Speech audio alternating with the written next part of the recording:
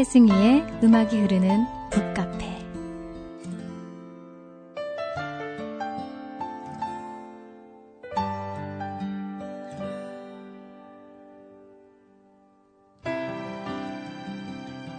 한 주간도 평안하셨나요? 음악이 흐르는 북카페 최승희입니다. 원망, 보복, 분노, 실망, 연약, 절망, 죄악, 수치, 후회, 상처. 이런 감정들과 고민들을 스스로 해결하라고 몸부림치다 보면 잠 못 드는 밤이 계속되기도 하는데요. 지금 여러분은 어떤 고민과 감정들을 안고 계신가요? 이런 감정들에서 자유로워질 수 있는 안내서가 있습니다. 카일 아이들먼의 은혜가 크다입니다. 카일 아이들먼은 미국의 켄터키주 루이빌에 있는 사우스이스트 크리스천 교회의 젊은 교육 목사입니다. 그의 저서 팬인가 제자인가의 책을 통해서 예수님의 팬이 아니라 제자로서 살려는 사람들의 움직임이 미국 기독교 사회에서 상당한 반향을 일으키고 있습니다.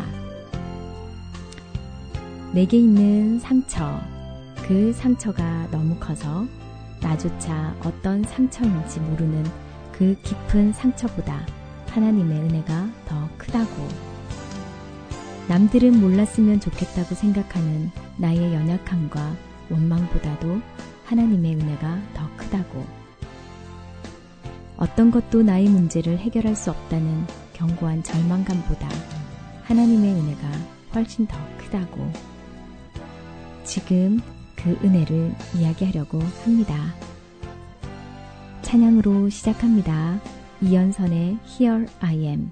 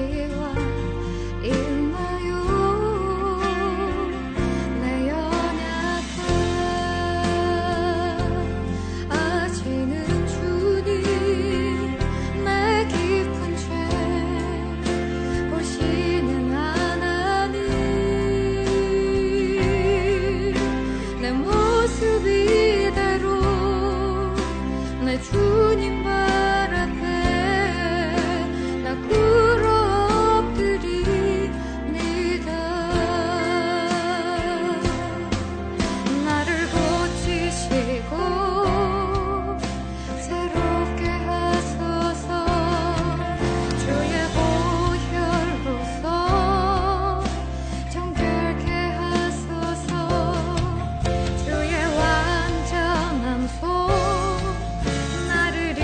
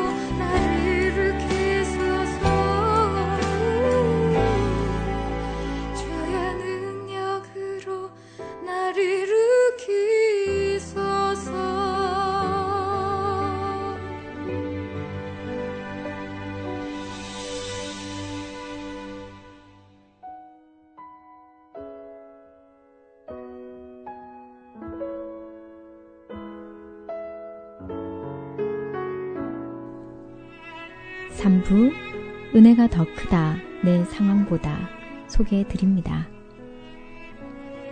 1921년 스웨덴 출신의 선교사 데이빗과 스베아 플러드 부부는 2살짜리 아들과 함께 아프리카 중심부로 갔다. 당시 벨기에령 콩고라고 불리던 곳이었다. 그들은 또 다른 선교사 부부를 만났고 그 4사람은 사람들이 예수님에 대해 전혀 들어본 적이 없는 외딴 지역에 복음을 전하기로 했다. 그들이 도착했을 때 안타깝게도 그 부족의 족장은 그들이 마을에 들어와 사는 것을 허락해 주지 않았다. 그래서 그들은 약 1.5km 정도 떨어진 곳에서 살아야 했고 그 마을에서 접촉할 수 있는 건 한 소년뿐이었다. 족장이 그들에게 음식을 팔러 가도록 허락해준 소년이었다. 스비아는 결국 그 소년이 예수님을 믿도록 인도했으나 그것이 그들의 유일한 성과였다. 그 마을에서 다른 사람은 아무도 접촉하지 못했다. 마침내 다른 부부는 말라리아에 걸려 그곳을 떠나고 플러드 부부만 그곳에 남았다.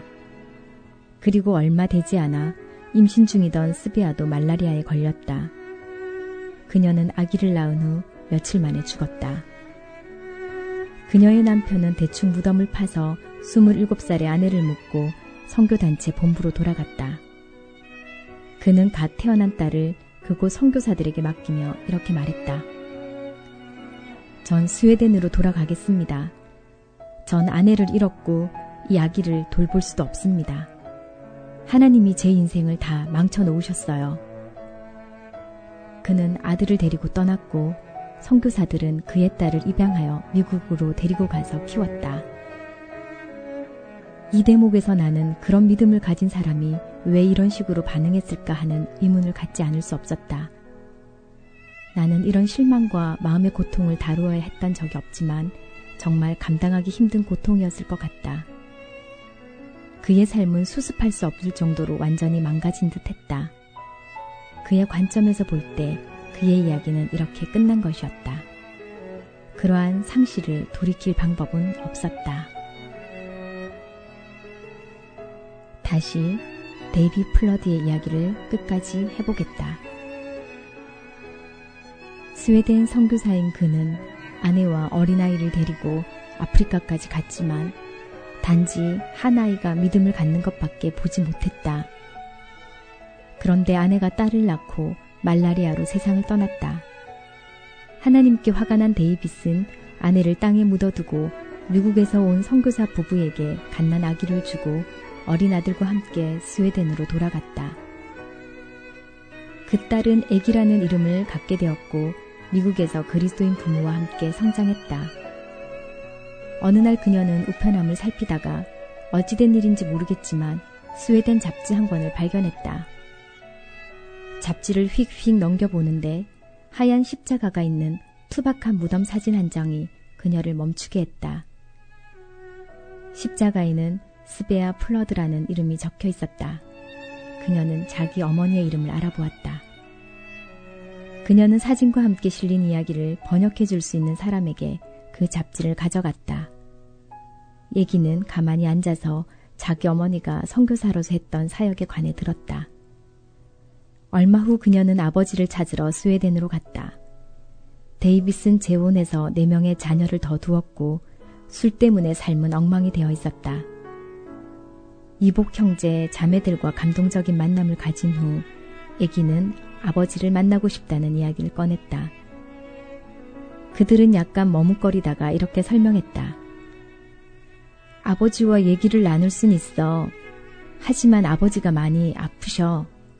그리고 반드시 알아두어야 할 것은 아버지가 하나님의 이름을 들을 때마다 버럭 화를 내신다는 거야. 얘기는 단념하지 않았다. 그녀는 그의 작은 아파트로 걸어 들어갔다. 빈 술병이 사방에 널려 있었다. 얘기는 오랜 전에 자신을 버린 73세의 아버지에게 다가갔다.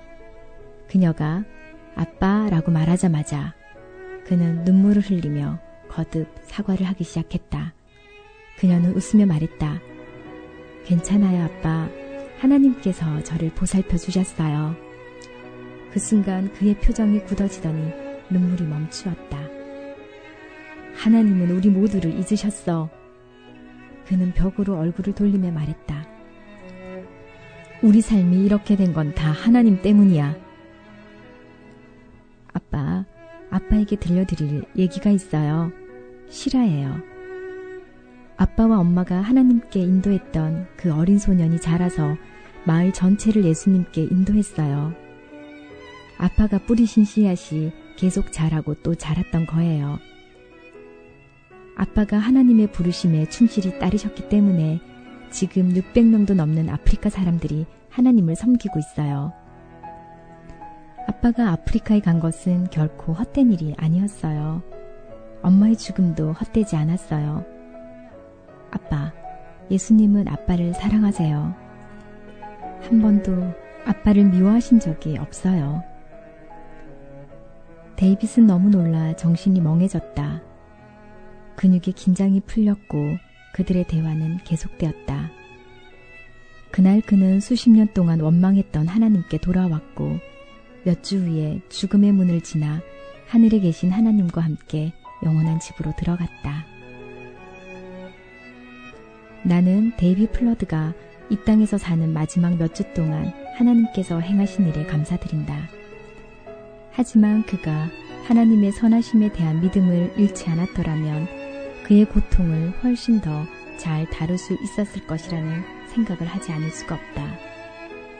하나님의 은혜가 더 크다는 것을 믿기만 했더라면 그가 책을 덮어버리는 대신 그냥 계속 읽어갔다면 어떻게 되었을까?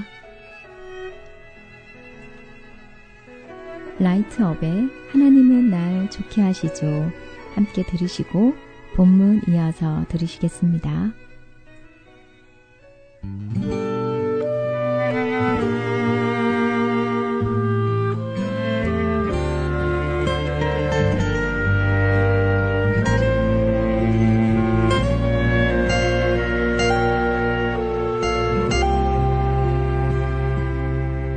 마음이 상해 힘든가요? 이해받지 못해 아픈가요? 잠시 눈을 감아요. 언제나 함께 하시는 주님을 바라보세요. 힘겨운 일로 지쳐 있나요? 혼자 남겨진 것 같은가요? 잠시 눈을 감아요. 여전히 함께 하시는 주님께 모두 말해보세요. 하나님은 날 좋게 하시죠. 그분의 선하심은 한결같죠. 모든 순간에서 그분을 믿는다면 나에겐 평안뿐이죠. 하나님은 날 좋게 하시죠.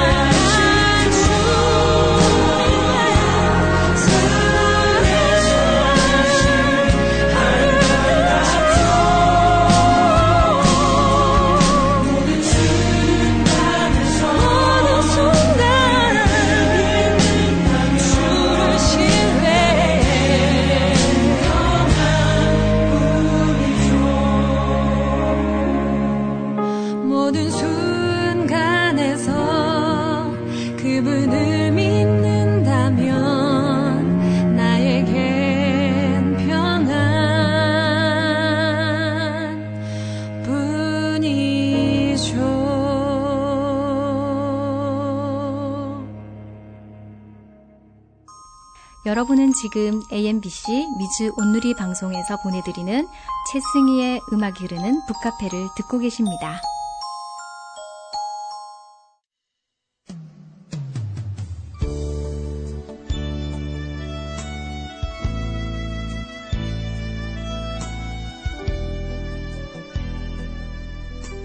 우리가 삶 속에서 하나님의 은혜가 선을 이루고 있다는 것을 믿기 힘들어하는 이유 중 하나는 선이라는 단어에 대한 우리의 정의 때문이다.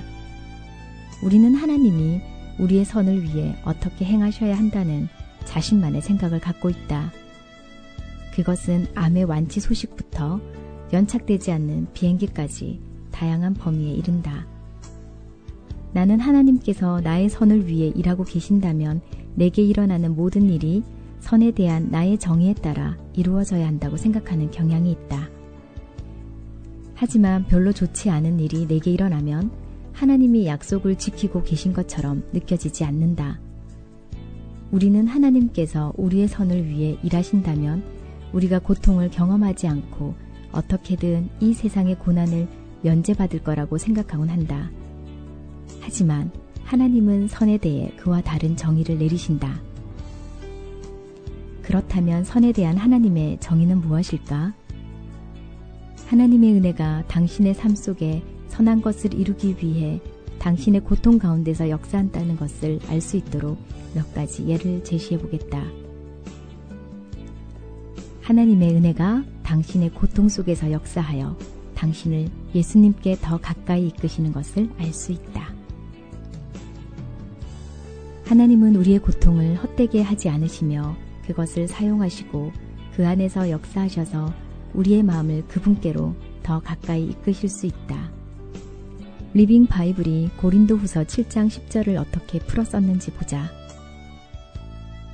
하나님은 때때로 우리 삶 속의 슬픔을 사용하여 우리가 죄에서 떠나 영생을 추구하도록 도와주신다.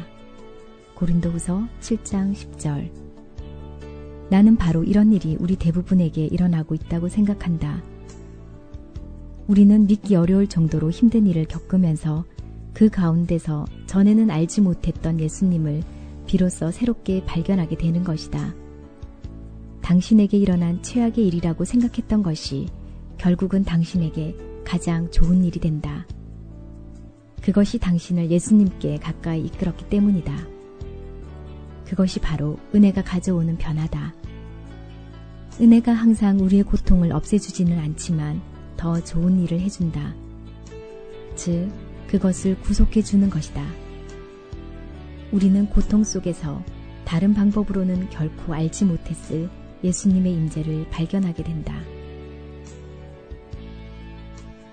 하나님의 은혜가 당신의 고통 속에서 역사하여 당신을 더욱더 예수님 닮게 하시는 것을 알 수 있다. 하나님의 은혜는 우리 삶의 부서진 조각들을 모두 조합하여 우리가 더욱 예수님을 닮아가게 한다. 하나님이 우리의 삶 속에서 모든 일이 합력하여 선을 이루게 하신다고 약속하신 후에 바울은 더 나아가 하나님이 선을 이루시는 한 가지 방법을 설명해 준다. 로마서 8장 29절을 읽어보라. 하나님이 미리 아신 자들을 또한 그 아들의 형상을 본받게 하기 위하여 미리 정하셨으니. 바울은 하나님이 미리 아신 자들에 대해 말한다. 하나님은 모든 것을 알고 계시며 그의 지식은 일렬로 늘어선 시각표에 국한되지 않는다. 그는 시간과 공간 밖에 살고 계시며 모든 것을 동시에 보신다. 과거에 일어난 모든 일을 알고 계실 뿐 아니라 앞으로 일어날 모든 일도 마치 이미 일어난 일들처럼 알고 계신다. 하나님이 와, 그렇게 될 줄 몰랐는데 라고 말씀하시는 일은 절대 없을 것이다. 그분은 그런 예지력으로 당신에게 일어날 일들을 모두 아신다. 그 일이 좋든 나쁘든 혹은 기쁘거나 아니면 고통스러운 것이더라도. 그리고 우리는 하나님이 그 지식을 가지고 행하신 일을 듣는다. 즉, 그는 우리가 그리스도의 형상을 닮아가게 하심으로써 삶의 모든 일이 우리의 선을 위해 역사하도록 미리 정하셨다. 당신이 어떤 일을 겪을지 아시고 하나님이 그 모든 일을 사용하여 당신이 더욱 예수님을 닮게 하시려고 미리 결정하신 것이다. 그것은 당신의 고통에 항상 목적이 있음을 의미한다. 목적이 있는 고통과 무의미해 보이는 고통에는 큰 차이가 있다. 순전한 기독교에서 C.S. 루이스는 우리에게 이런 상상을 해보게 한다. 당신이 살아있는 집이라고 상상해보라. 하나님이 그 집을 다시 짓기 위해 들어오신다. 처음엔 아마도 하나님이 하시는 일을 당신이 이해할 수 있을 것이다. 그는 배수관을 고치고 지붕에 물이 새지 않게 수리를 하신다. 당신은 그런 일들이 필요하다는 것을 알기에 놀라지 않는다. 그런데 이제 그가 그 집을 부수기 시작하는데 정말 끔찍할 정도로 아프고 이해도 되지 않는다. 도대체 무엇을 하시려는 것인가? 그 이유는 그가 당신이 생각했던 것과 완전히 다른 집을 짓고 계시기 때문이다. 즉 여기에 새 건물을 짓고 저기에 바닥을 추가하고 탑을 쌓고 마당을 만드는 것이다. 당신은 자신이 꽤 괜찮은 오두막으로 지어지는 줄 알았는데 하나님은 궁전을 세우고 계신 것이다. 그는 오셔서 직접 그 안에 살기 원하신다. 하나님은 당신의 나쁜 것에서 선한 것을 이끌어내실 것이다. 지금은 하나님이 당신을 더 가까이 이끄시거나 당신의 고통을 통해 영광을 받으시는 것을 볼 수 없을지라도 이것을 기억해야 한다. 즉 당신은 중간에 있다는 것이다. 이것은 당신의 이야기의 끝이 아니다. 은혜가 최종 결정을 내릴 것이다. 고통 속에서 하나님이 우리에게 주시는 은혜는 우리 고통이 아무 목적이 없는 것이 아니라는 것을 알 수 있는데요. 하나님은 고통을 통해 역사하셔서 우리가 더욱더 예수님 닮기를 원하시는 것 같습니다. 음악이 흐르는 북카페는 포레스트의 이유가 있으시겠죠를 마지막 곡으로 전해드리면서 다음 주에 여러분을 만날게요. 삶은 힘들지만 우리의 이야기는 끝나지 않았습니다. 한 주간도 힘내시고 평안하세요.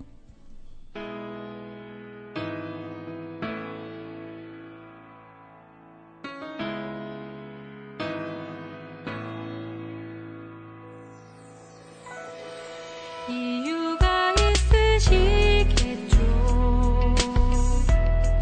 이유가 있으시겠죠. 지금은 알 수 없지만 또 이해할 수도 없지만 내게 왜 이렇게 하셨는지 무슨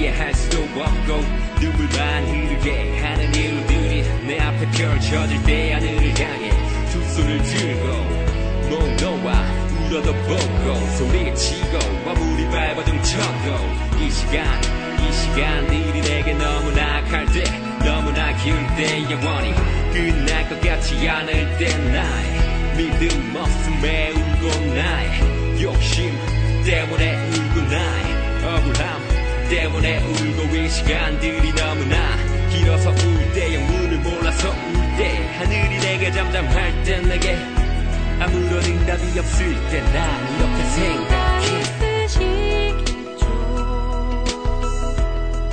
이유가 있으시겠죠.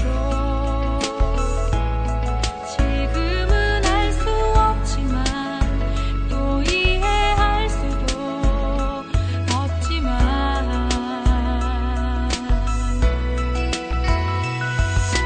지금은 네가 이해할 수도 없고 이렇게 내게 따지고 울부짖어도 내가 지금은 차마 기다려야 할 때라 내가 속히 응답할 수 없는 때라 하늘 들이울 때까지 너 그냥 그 가운데 두는 나도 너 누나 마음이 아프고 눈물에 젖은 널 바라볼 때 자꾸만 마음이 흔들리기도 하지만 네 모습을 보면서 울고 내가 너 사랑하기에 울고 네가 내 자녀이기에 함께 울고 내가 너 위해 기도하면서 운다 맘이 아파서 운다니 눈물 내 맘에 담았다니 눈물 네 고통 내가 다 알고 있다 나도 날마다 온다 나는 네 하나님이라 내가 끝까지 네 손 절대 놓지 않는다 조금만 참으렴 yeah 더 왔어 뜻을 이룰 때가 다가왔으니 조금만 참으렴 나는 네 아버지라